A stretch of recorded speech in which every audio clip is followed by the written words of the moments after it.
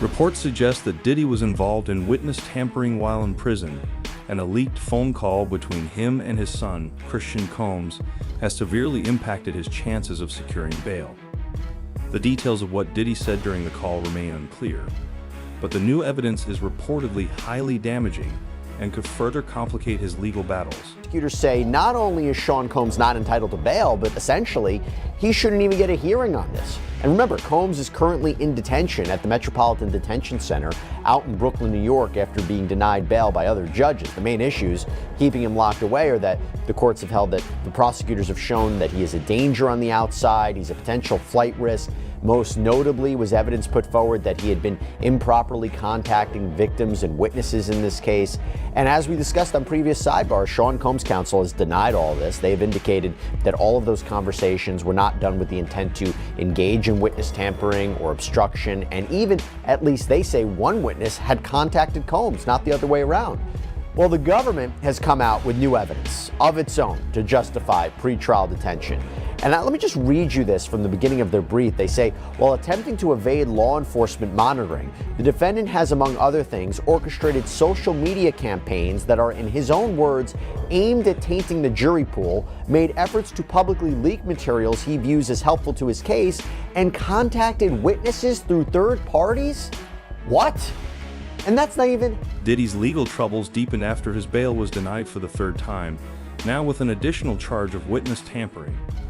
Call records from the Metropolitan Detention Center, where Diddy is being held, reveal that he not only tried to contact witnesses directly, but also enlisted others outside to act on his behalf.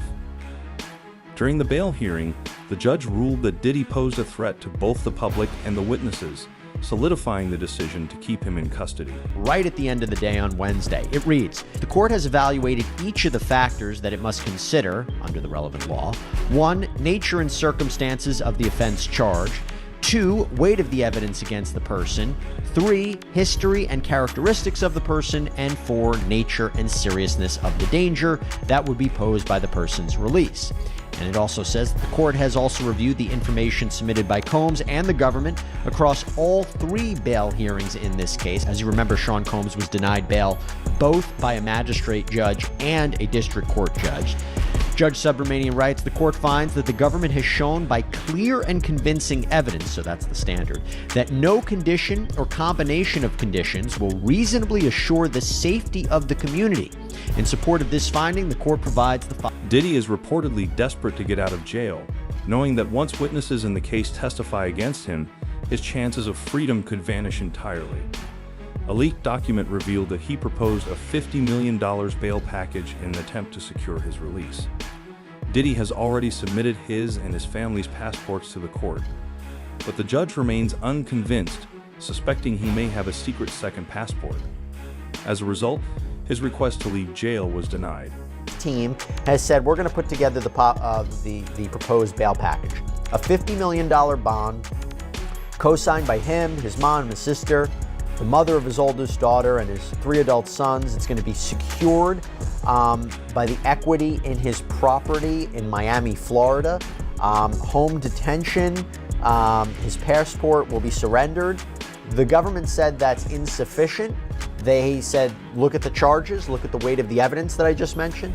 They said they have allegations that he and his associates were trying to tamper with witness testimony last year so that they wouldn't cooperate with the government. What do you take away about who has the stronger argument in terms of bail? Well, I think his counsel has done the best they possibly can. I think bringing him there voluntarily is very smart, starts them out on the right foot. But I think the last thing that you just mentioned, the interfering with witnesses. That's the allegation, yeah.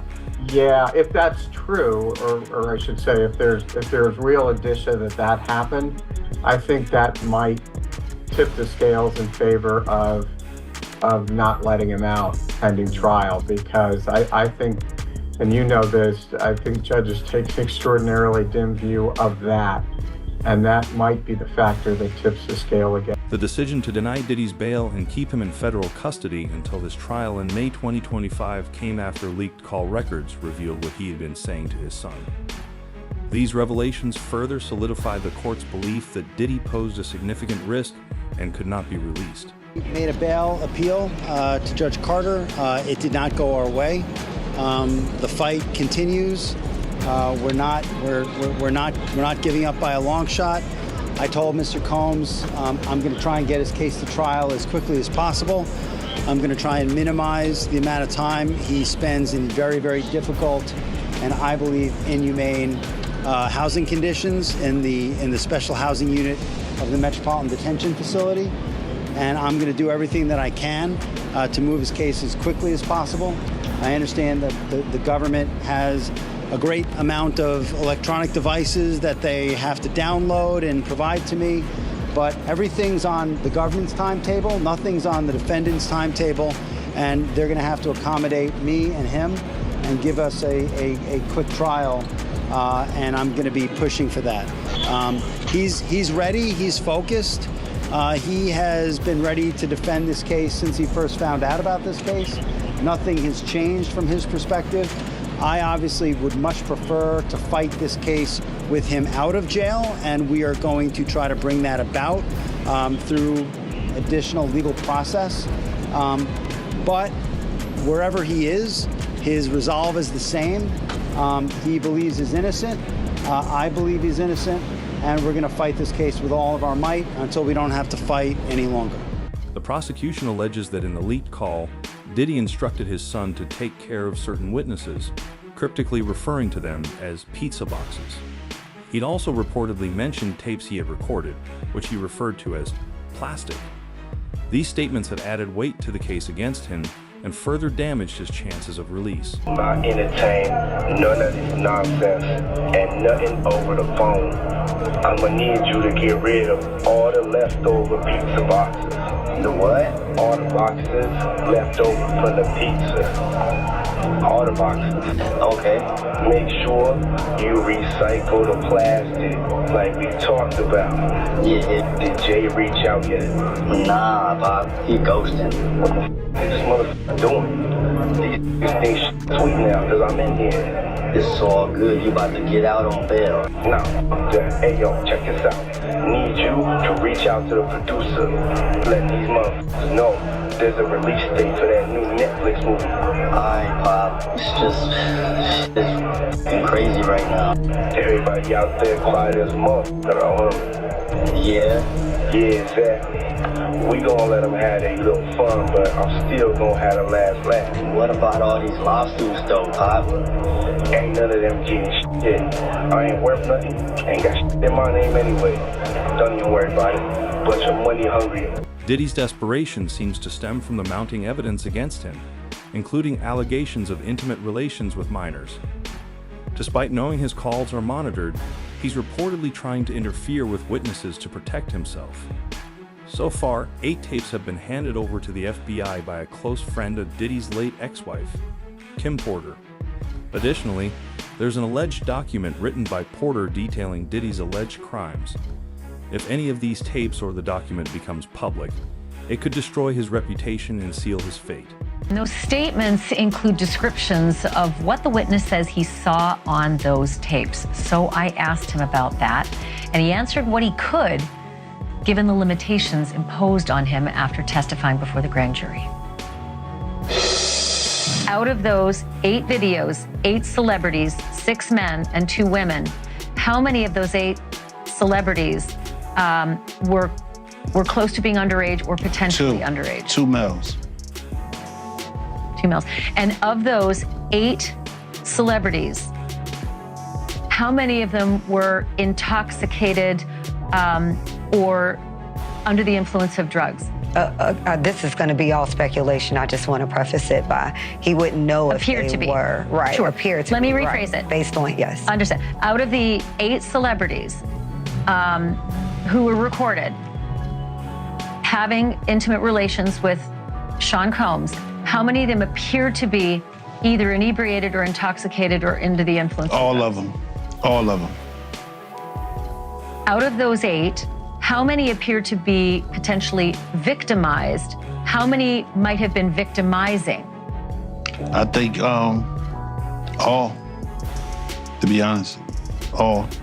Were victims They or victims. were perpetrating? Victims. They were all 8 were victimized, Yeah, meaning victim. this was happening to them and they were inebriated. Right.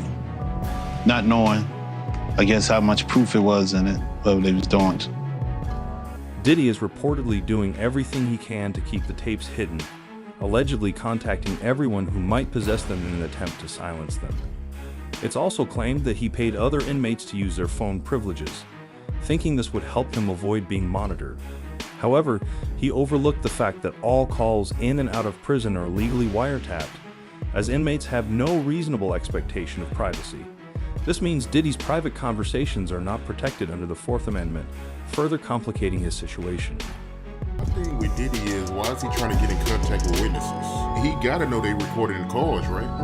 My man, in order to you to think that you could get away with doing any kind of witness tampering in prison, you gotta probably be one of the smartest, dumbest persons, because they take everything, bruh. Don't you know when he was using those other people's cards and they phone cards and everything like that, and they hear it, that person was like that. Hold up. That's supposed to be inmate 076.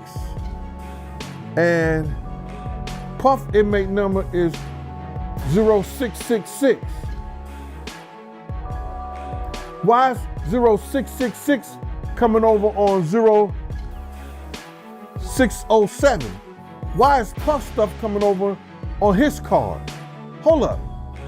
Did he just say, take that, take that? Do I hear, bad boy, come out and play? They know his voice. And now for him to be giving people instructions to do things, like I say, he got to be one of the smartest dumb MFs we know. So if they got him on there telling people to get in touch with people or tell people to stop, the guards are being closely monitored. Because it was said that he was on a cell phone. And I don't think you could have a cell phone in the Brooklyn House of Detention, the Brooklyn or the Manhattan House of Detention. I don't think you could have a cell phone. And I heard that he had a cell phone. He made some calls to some people. So they're gonna watch the guards closely, because if you remember with the Epstein case, and check this out, those 2 guards that were supposed to be brought up on charges because they falsified records, you ain't heard nothing else about it. Even if Diddy's calls hadn't been tapped, his downfall seemed inevitable now that the tapes he allegedly used to silence his victims are in FBI custody. With these individuals no longer under his control, multiple witnesses have started coming forward to report his illegal actions. Some have even claimed they were contacted by people close to Diddy, offering money in exchange for their silence. Allegedly, one minor was offered $100 million because they had possession of a highly incriminating tape referred to as the Freak Off. You right about Diddy's phone being tapped, because news came out that his former bandmate from Dirty Money, she called the other group member Dunn 58 times trying to get her to stop the lawsuit against Diddy. She ain't the only one he was trying to get in contact with. You understand? He sent somebody through somebody else to try to get in contact with me, telling me enough is enough. Oh, okay. You tell Big Mama that enough is enough. You can't tell Wolf Mama enough is enough. You tell D Ferg Mama enough is enough. You understand? You tell all those people who supported you and they survivors, enough is enough. You didn't tell me about that. So he tried to get somebody to reach out to you? Now I got a phone call from Kirk Burroughs. And Kirk Burroughs, and I ain't gonna give this guy no play. Not Kirk Burroughs, but one of the Puff dudes that I know that's real close to him said, Kirk told me, yo, he wanna reach out to you, Gene. He wanna speak to you. I said, speak to me for what? What do you want to speak to me for? If he's trying to speak to me, it's for Puff. Point blank. I know the dude. I know how close he is to Puff. He's been with Puff from day one. So he ain't got nothing to say to me, bro. But Kirk Bro did say to me that the dude said enough is enough.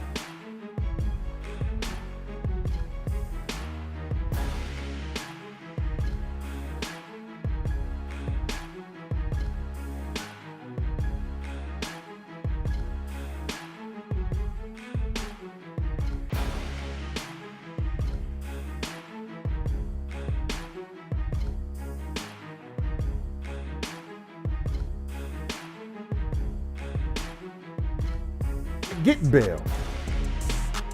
Now you're wondering why I'm saying that. See, they are trying to use some of the things that happen to criminals all the time, or inmates all the time. They always, brother, they always do those impromptu searches. And in one of the cases, in this particular case, they said that when they did the impromptu search, well, they took some of his legal information, and the judge ordered them to give that back. So I guess the lawyers are going to come up with a couple of new things saying that he can't properly, have his case be properly, what do you call it when they client get they client and lawyer privileges. He can't properly do his case with, you understand, with them constantly going into jail cells, searching him, taking his legal briefs, taking his information, and then probably using this against him. But I don't believe none of that to be true. I believe that they went in there just like they do all the other inmates based on the information they had. You gotta realize this, bro. They found out that Diddy was using other inmates' phone cards. Now that probably happens all the time. You understand? And he gotta be probably the smartest, dumbest person that I know, because he gotta know that those phone calls are being taped. So whatever his lawyers and them come up with, the prosecution's gonna come up with something else. So the judge is gonna wanna know, well, what did they do, when they found out he was in violation of some of this stuff that he was doing? Did they charge him with something new? Did they take some of his privileges away? What has happened in the interim of him doing this stuff that they alleged that he done? So it's gonna be a whole forestry of next week, because what they did was they held off whatever the procedures was going to go down today. The judge said he's going to revisit this next week. So I guess, I don't know if it's Monday, Tuesday, Wednesday, we'll find out what's going on, but it's going to be something that I think it may shock the world.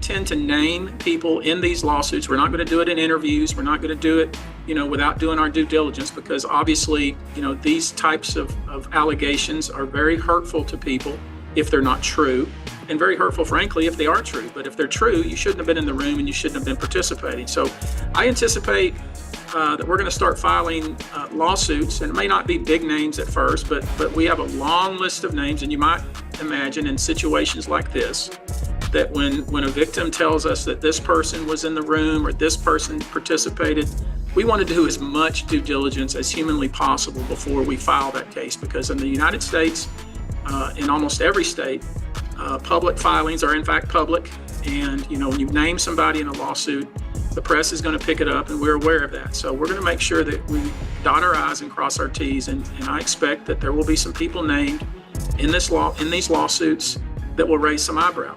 Another instance, another minor, told allegedly by Sean Combs that he would make him a star, but he needed to visit with him in private about it, away from his parents. Once they were in a private area, allegedly Mr. Combs made the victim perform oral sex upon him. Another incident, an individual 15 years old at the time, flown to New York City to attend a party, was drugged, and then taken into a private room, allegedly in the presence of Mr. Combs, where this female individual, minor, was raped, and then other individuals took turns raping her.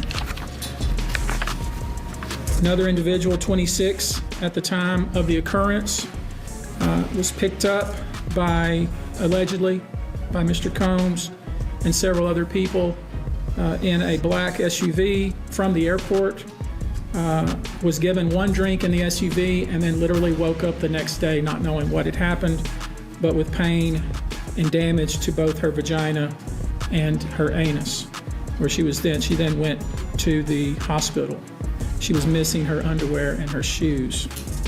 Another instance, an individual, this time not a minor, attended a group dinner, allegedly with Sean Combs in Miami.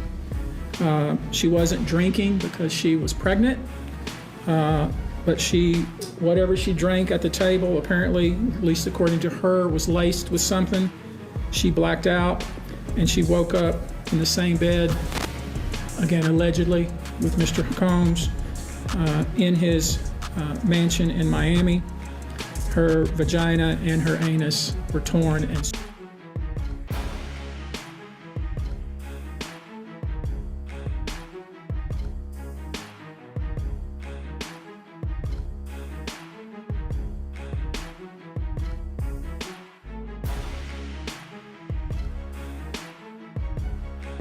he have, and nobody came out. They brand. It's all about the money. They saw what he did to Cassie. With the kicking, the punching. They saw what they did to Cassie. They know that nobody in America like that. So now, these people are represented by a brand. Whether it's something about the music, clothing, movies, they're not gonna come out and speak on nothing that has anything to do with them, and they praying that they not on the tape doing crazy stuff, being oiled up in the whole 9 yards. They praying. So until the feds say, hey, yo, listen here. We got you on, hey buddy, we got you on this tape, and girl looked like she was pretty young. We're not gonna show it, but we need you to come and testify against Brother Love, P. Diddy, Puff Daddy, you know, Sean Combs. That's when they're gonna start talking, and they're not gonna be talking in his favor.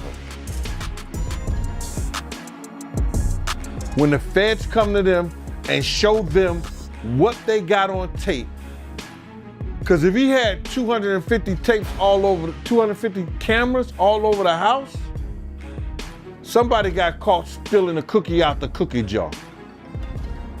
It could be your favorite pastor. It could be your favorite politician. But they didn't think they was being watched. And Brother Love was watching. Yeah, I mean, TD Jakes, he haven't even came out and said anything. And him and Diddy was real cool. Amen. Amen. Yeah, man. And I know the people in the congregation over there is shaking in their boots because this man then led them probably, allegedly probably led them to damnation, because those people's hearts are gonna be broken if that man is seen on those tapes doing anything. Because people always put their faith in the pastor instead of putting their faith in God. And what they need to do is understand that he's just a man.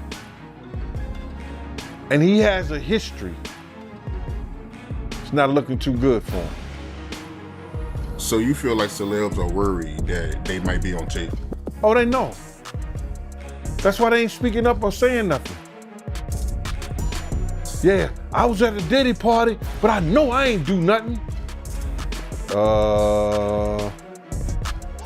When you don't know somebody's taping you, when you don't know that somebody is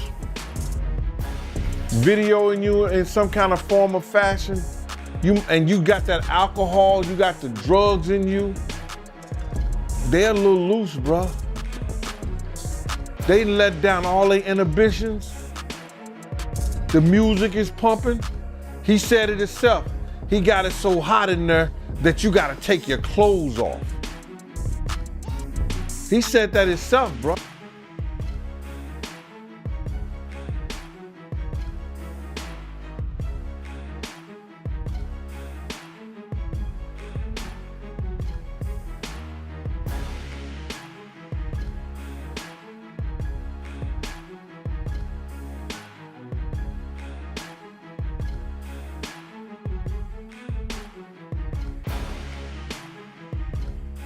Start with Tania Wallace, who claims she's been at a freak-off and said she saw children, and it was hard for her to say it.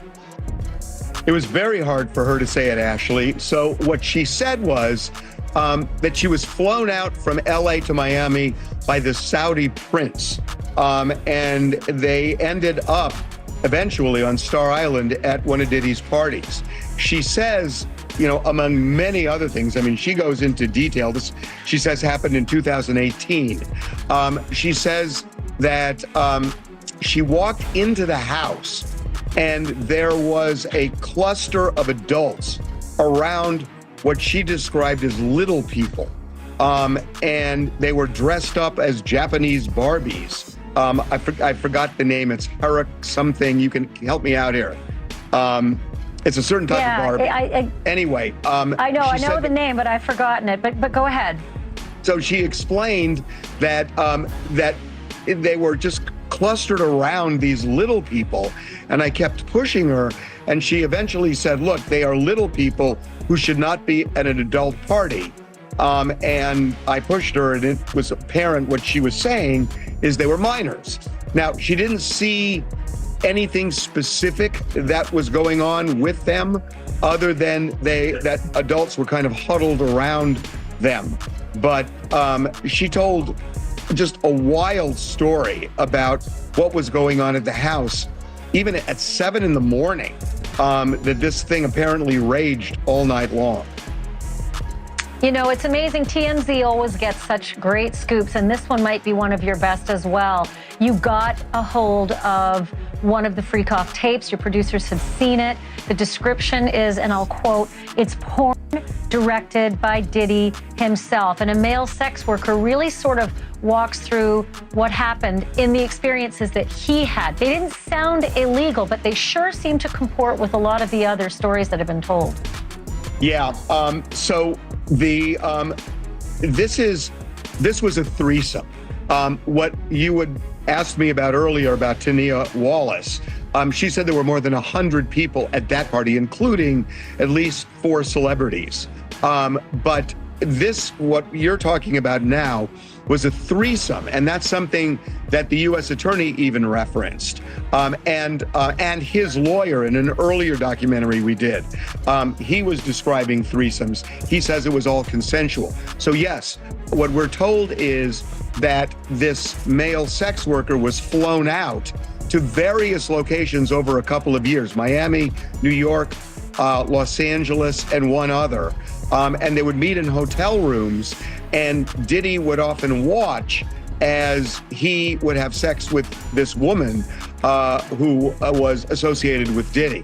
So that seems to be what the feds are looking at right now in terms of alleged sex trafficking, if they are transporting somebody and perhaps paying them to cross state lines. That could end up being part of sex trafficking. We know that this guy got a subpoena and he ended up not testifying before the grand jury, but talking to prosecutors. And we're told that he left that tape with them.